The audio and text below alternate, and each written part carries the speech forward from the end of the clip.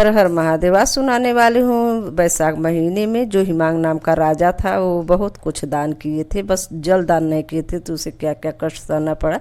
एक कथा जरूर सुनिए, इसमें बहुत जानकारी मिलेगी आप लोग को। तो कथा चलिए शुरू करती हूँ। प्लीज़ मेरे चैनल बने रहे, मेरे चैनल सब्सक्राइब, वीडियो को लाइक कर दे, कमेंट में जो भी आप लिखना चाहे लिखे, तो इससे हमें होगा मेरा चैनल भी पसंद किया जा रहा है। तो आप लोग कमेंट में ज़रूर कुछ लिखिए। तो चलिए कथा शुरू करती हूँ। नारद जी कहते हैं कि प्राचीन काल में हिमांग नाम का एक राजा था। इक्ष्वाकु वंश में हुआ था। वह वंश के राजा ने अन्नदान नहीं किया, इसी से उसने जातक और छिपकली का जन्म लिया। वह निर्धन और निर्बल ब्राह्मणों को बहुत सेवा किया करता था, लेकिन विद्वान और तेजस्वी वेदपाठी ब्राह्मणों की सेवा नहीं करता था।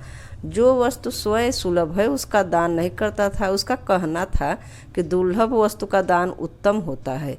वह ब्राह्मणों का बड़ा भक्त था, निंदा न करने वाला, शत्रुओं पर विजय पाने वाला तथा जितेंद्रिय था। उसने इतने यज्ञ किए कि कुशाओं से पृथ्वी पर कुशा ही कुशा दिखाई देने लगा।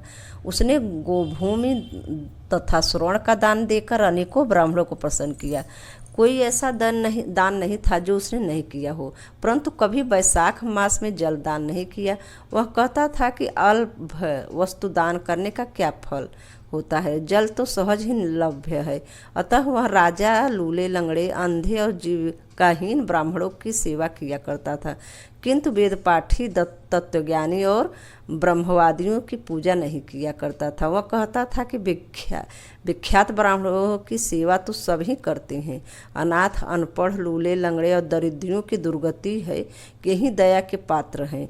इस दोष के कारण 3 जन्म तक उसको जातक की योनि मिली, फिर 1 जन्म में गिद्ध बना, फिर 7 जन्म तक कुत्ते की योनि में मिली, फिर एक राजा के महल में छिपकली की योनि उत्पन्न हुआ। इस प्रकार से उस राजा ने मैथिलापुरी के राजा श्रुतकीर्ति के घर में छिपकली बनकर द्वार के चौखट पर कीड़ों का भक्षण करते हुए 87 वर्ष बीत गए। एक समय श्रुतदेव ऋषि भूखे प्यासे दोपहर के समय मार्ग में थके हुए मिथिलापति के घर आए। ऋषि को देखकर राजा ने खड़े होकर उनका आदर के सत्कार किया, मधुपर्क आदि करके उनका पूजन किया और उनके चरण धोकर अपने माथे पर उसे जल को छिड़का। देवयोग से उस जल की एक बूंद छिपकली पर जा पड़ी। जल की बूंद पड़ते ही उनको अनेक योनियों के जन्म का ज्ञान हो गया और वह हाय हाय कर कहने लगा कि हे ब्राह्मण देवता, मेरी रक्षा करो, मेरी रक्षा करो। छिपकली कैसे वचन सुनकर ब्राह्मण बड़ा आश्चर्य हुआ और कहने लगे कि तू कौन है, यहाँ क्यों इतना विलाप करता है? तू अपना सब वृत्तांत कह, मैं तेरा उद्धार करूँगा। ऋषि के ऐसे वचन सुनकर वह छिपकली कहने लगा, हे ब्राह्मण, मैं इक्ष्वाकु कुल में उत्पन्न हुआ हूँ, वेद शास्त्र का ज्ञाता था। मैंने अनेकों गोदान, यज्ञदान तथा बहुत से कुएं, तालाब, बावड़ी बनवाई, अनेकों दान दिए, धर्म पूर्वक राज भी किया, तो मुझे स्वर्ग न मिला। 3 जन्म तक जातक और 1 जन्म तक कुत्ते की योनि में रहा और अब इस छिपकली की योनि में हूँ। यह राजा आपका चरण दोदक छिड़क रहा है, उसकी एक बूंद मुझ पर गिर गई, जिससे मुझे पूर्व जन्मों का वृत्तांत स्मरण हो आया और अनेक पाप नष्ट हो गए। मुझको 28 जन्म तक छिपकली के योनि भुगतनी पड़ेगी, सो मैं इन जन्मों से डरता हूँ। अब आप कृपा करके कहिए कि मेरी यह दशा कैसे हुई। तब ऋषि ने अपने ज्ञान चक्षु द्वारा सब कुछ जान लिया और कहने लगे, मैं तुम्हारी बुरी योनि का कारण जानता हूँ, तुम ध्यान देकर सुनो। तुमने भगवान के प्यारे वैशाख मास में कभी जलदान नहीं किया। तुमने जल सुलभ यह समझ लिया कि यह तो बिना मूल्य की मिलता है और धूप और मार्ग के प्यासे ब्राह्मणों को जलदान नहीं दिया। महात्माओं को यज्ञ और इस लोक और परलोक दोनों में दुखदायी है। सज्जनों की पूजा ही धर्म, अर्थ, काम और मोक्ष देने वाला है। इस प्रकार बहुत से कर्तव्य को नहीं दिखते। जैसे मद आदमियों की संगत से कुछ फल नहीं मिलता, वैसे ही तीर्थ और मूर्तियों से भी तत्काल कुछ फल नहीं मिलता, परंतु महात्मा के दर्शन मात्र से पवित्र कर देते। साधु सेवा से कोई सज्जन दुखी नहीं होता। तुमने तो जलदान किया नहीं, साधुओं की सेवा की, इसी कारण तेरी यह दुर्गति हुई।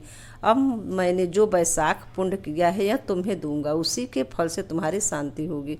इससे तुम्हारे भूत भविष्य वर्तमान तीनों कालों को कर्मों से संस्कार दूर हो जाएंगे। यह कहकर ऋषि ने जल स्पर्श कर एक दिन में वैशाख स्नान का फल उसको दे दिया। जल के छींटे लगते ही वह सब पापों से मुक्त होकर दिव्य रूप में छिपकली का रूप त्याग कर नमस्कार कर आज्ञा लेकर स्वर्ग को चला गया। 10,000 वर्षों तक सुंदर भोगों को भोग कर इक्ष्वाकु वंश में ही वहाँ प्रभावशाली काकोत्स्य नाम से उत्पन्न हुआ और 7 द्वीप तक पृथ्वी का राज करने लगा। आगे नारद जी कहते हैं, वैशाख मास में शरीर में तेल लगाना, दिन में सोना, कांसे के बर्तन में भोजन करना, दोबारा भोजन न करना, खाट पर न सोना, घर में स्नान करना, यह सब कार्य वर्जित है। वैशाख मास में दोपहर के समय थके हुए ब्राह्मणों के पैर दबाना। सब व्रतों में उत्तम व्रत वैशाख महीने में जो दोपहर में आए थके हुए ब्राह्मणों को सुंदर आसन देकर उसके पैर दबाता है वो सब बंधनों से मुक्त हो जाता है। गंगा आदि तीर्थों में स्नान करने का फल पाता है। मनुष्य रोगहीन और मोटा ताजा होकर भी वैशाख मास में स्नान न करने से चंडाल योनि को प्राप्त होता है। वैशाख मास के संक्रांति के दिन जो बाहर जाकर किसी तीर्थ पर स्नान करता है 100 जन्म लेता है। और वैशाख मास में अन्नदान अथवा जलदान न करने से निश्चय पूर्वक सभी दुखों से मुक्त नहीं होता। वैशाख मास में नदी में स्नान करके भगवान विष्णु का ध्यान करने से निश्चय ही 3 जन्मों के किए गए पाप नष्ट हो जाते हैं। प्रातः काल समुद्र में गिरने वाली नदियों में स्नान करने से 7 जन्मों के पाप और उषा काल में सप्त ज्ञान से गंगा स्नान करने से करोड़ों जन्मों के पाप नष्ट हो जाते हैं। जाह्नवी, वृद्ध, गंगा, कालिंदी, यमुना, सरस्वती, कावेरी, नर्मदा और त्रिवेणी यह सप्त गंगा है। वैशाख मास में बहते हुए जल में मंजन करने से सारे जन्म के किए हुए पाप नष्ट हो जाते हैं। दूध से उत्तम दही और दही से उत्तम घी, वैसे ही सब मासों में कार्तिक से माघ और माघ से वैशाख मास उत्तम है। दरिद्र पराधीन को जो भी थोड़ी वस्तु जल, कंद, मूल, फल, गुड़, छाछ आदि मिल जाए वही दान करनी चाहिए। दान न करने से दरिद्रता आती है और दरिद्रता से मनुष्य पाप करता है और तथा पाप से नरक मिलता है। इसलिए मनुष्य को विस्तार अनुसार अवश्य दान करना चाहिए।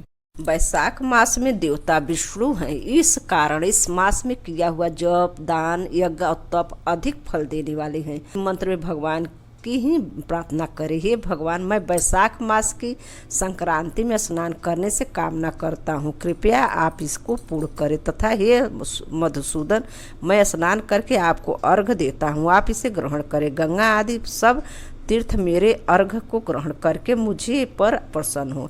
आप समदर्शी पापियों पर भी कृपा करके मेरे अर्घ को ग्रहण करें और यथोचित फल देवे। इस प्रकार अर्घ देकर स्नान करके वस्त्र पहन अपना नित्य नियम करे और वैशाख में उत्पन्न होने वाले फूलों से भगवान का पूजन करे तथा वैशाख की कथा सुने।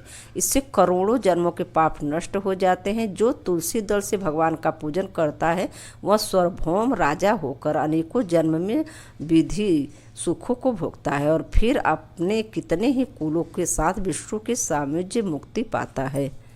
वर्षा काल में कई कीचड़ में फंसकर यथोक्त धर्म कर नहीं कर सकते। शीत वतादि में दुखी होकर ठीक धर्म पर नहीं चल सकते।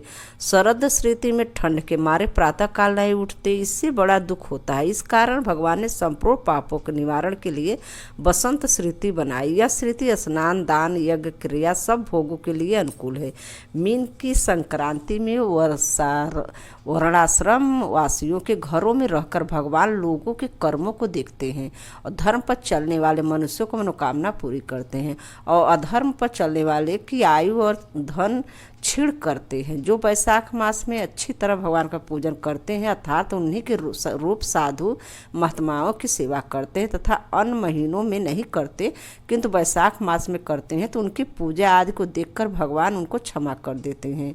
भगवान भी पूजा से यह देखते हैं कि कितनी श्रद्धा है। भगवान इस मास में प्राणियों की परीक्षा भी करते हैं। यही पर समाप्त करते हुए आगे कथा अगले वीडियो में तो रखते हुए हर हर महादेव। धन्यवाद। जय श्री कृष्ण। राधे राधे।